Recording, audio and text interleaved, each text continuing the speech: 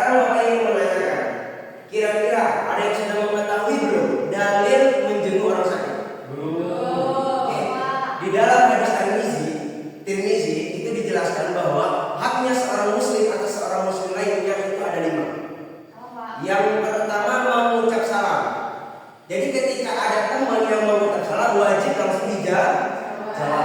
Yang kedua apa? Wa'iyadatul marid, menjenguk orang sakit. Jadi posisi menjenguk orang sakit itu berada pada nomor 2 dibandingkan yang lain. Yang ketiga ada mengantarkan jenazah. Makanya kalau kita ada keluarga yang meninggal cepat-cepat dikubur.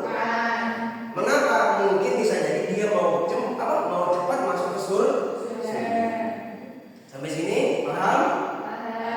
Itulah dalil yang melandasi kita harus menjenguk orang sakit. Nah, lalu saya ingin membahas apa sih adab ketika menjenguk orang sakit?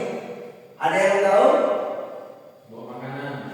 Bawa makanan, oke, boleh. Bawa virus. Itu jangan, nggak boleh itu.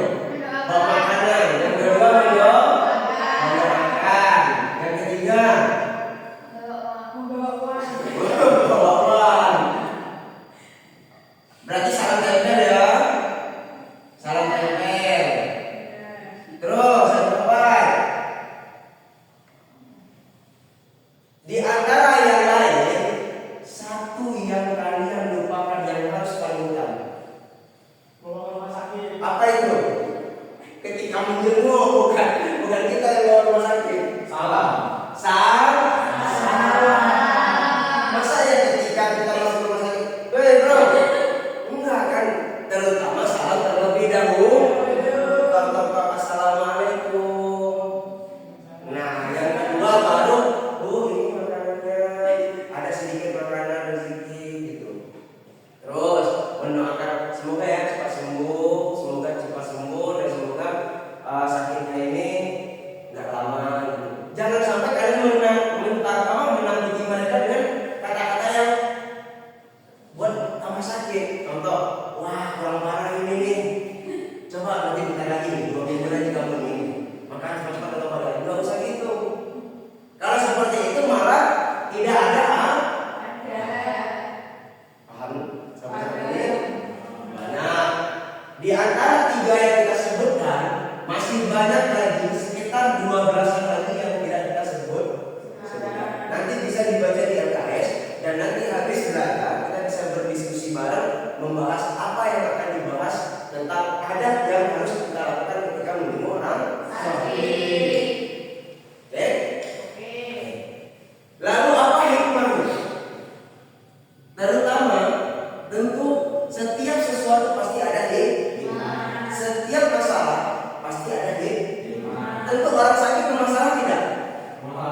Bermasalah. Masalah pertama.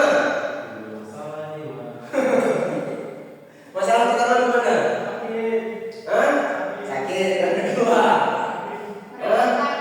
merepotkan dong. Masalah kan?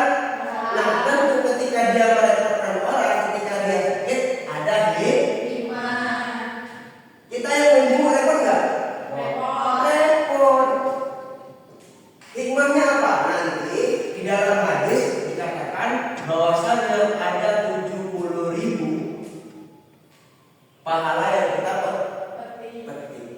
Jadi kalau kita berkunjung menjenguk mereka di pagi hari, itu 70.000 kita dapatkan. Jadi kalau pagi maka mereka akan mendoakan kita 70.000 sampai malam. Kalau kita menjenguknya di waktu malam, maka mereka dari malam sampai pagi. Itu pahala ganjaran yang kita dapat. Maka jangan sampai kita bosan-bosan ketika ada teman sakit, biarin, enggak ini obat juga, nggak usah. Maka kewajiban kita hakul muslimin ala muslimin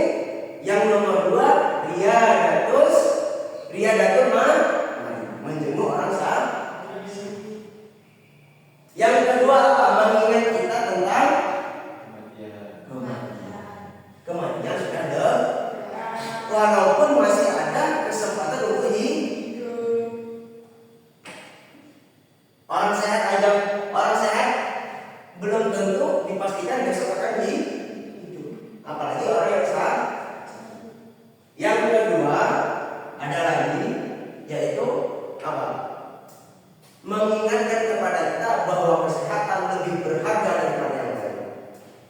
Contoh, kita punya kerjaan, setiap hari dari pagi sampai malam kita bekerja terus tanpa memikirkan kesehatan. Tanpa kita sadari, kesehatan itu lebih utama daripada kerja kita. Mengapa? Coba kalau kita sakit bisa nggak kerja? Nggak bisa. Makanya kita butuh yang namanya kesehatan. Apalagi kesehatan perut.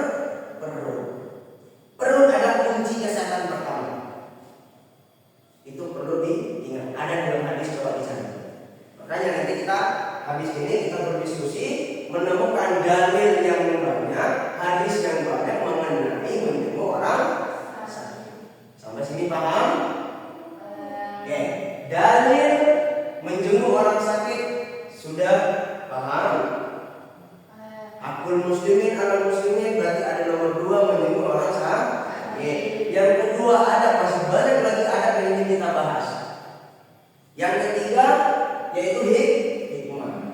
Makanya pernah ada seorang ulama yang mengatakan pentinglah hikmah di balik setiap masalah.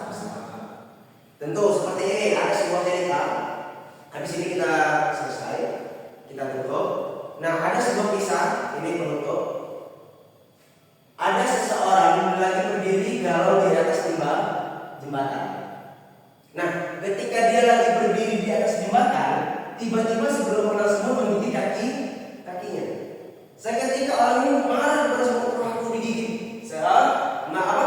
Dia langsung pergi ke tempat lain. Ketika dia pergi ke tempat lain, jembatannya roboh. Hikmahnya apa? Kita malah kepada semua, padahal semualah yang menolong kita. Allah yang menolong kita melalui perantara maka tidak ada sesuatu yang tidak memiliki hikmah. Roda kehidupan itu selalu berputar. Setiap makhluk itu saling melengkapi, saling membutuhkan. Itu sampai saat ini. Mungkin itu yang bisa kami sampaikan. Apakah ada pertanyaan? Tidak. Kalau tidak ada, kita bisa